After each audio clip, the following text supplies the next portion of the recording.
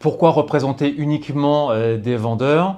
C'est d'abord un vrai choix stratégique pour l'entreprise. Euh, pour moi, c'est important de montrer mon engagement total et ma loyauté auprès de mes clients et aussi de nos partenaires, puisque nos clients vendeurs sont les clients de nos partenaires CGP, CIF, assureurs et des banques. Ce sont aussi des clients directs, marchands de biens et des foncières et des family office qui ont pour l'objectif de pouvoir vendre au meilleur prix et dans le meilleur timing possible. Euh, L'engagement uniquement de les servir, comme je vous le disais, et pour moi est important. C'est même, je dirais, dans mes gènes. Je suis un petit peu un ovni dans le monde du service et du conseil dans ce monde. Tout simplement puisque j'ai été 10 ans militaire et pompier. Et pour moi, c'est important de pouvoir être totalement engagé et loyal envers ceux qui me font confiance. Donc, dans cette expérience aussi de 20 ans dans le domaine du conseil et de la stratégie immobilière, il a été donc important de construire une offre pour nos clients vendeurs, que ce soit d'un point de vue administratif, que ce soit d'un point de vue juridique, dans la stratégie de vendre et d'être imaginatif.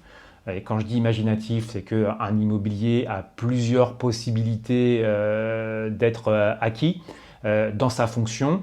Même si parfois on peut penser que l'investissement elle est mono-activité et mono-investissement, c'est parfois vrai, comme dans le monde de l'EHPAD, mais lorsque nous sommes dans d'autres activités, il y a toujours une possibilité de rebondir et de transformer l'actif à différents niveaux.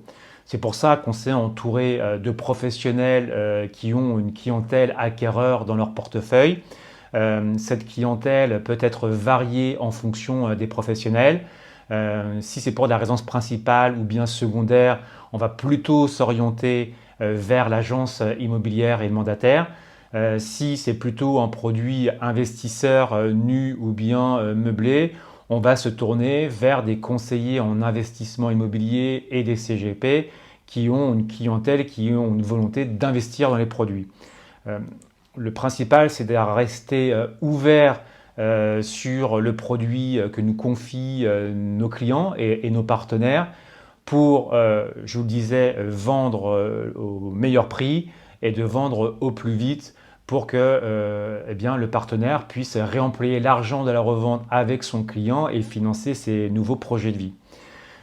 Voilà pourquoi pour nous c'est important d'avoir cette partialité auprès de nos clients. Comment ça se passe concrètement lorsque nous avons trouvé un acquéreur chez nos partenaires. On fait une réunion, on consulte en tout cas les arguments des uns et des autres. Lorsqu'on a trouvé en tout cas le bon consensus pour nos clients, nous présentons ceci à nos clients.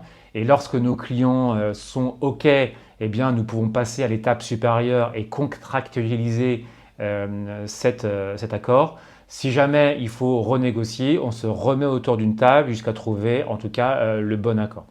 Alors de temps en temps, on ne l'a pas, ça fait partie en tout cas de notre profession, mais l'objectif est vraiment de pouvoir représenter nos clients l'un et l'autre et de trouver le meilleur accord commun pour que l'opération se fasse. Pourquoi pour nous c'est important? Parce que en montrant notre loyauté et notre engagement auprès de nos clients et les clients de nos partenaires, ça nous permet de fidéliser notre réseau et que les opérations puissent se faire plusieurs fois et que nous soyons vraiment reconnus comme une entreprise engagée pour nos clients et de faire au mieux pour eux, que ce soit au début, pendant et après-vente dans l'accompagnement et l'arbitrage de l'immobilier.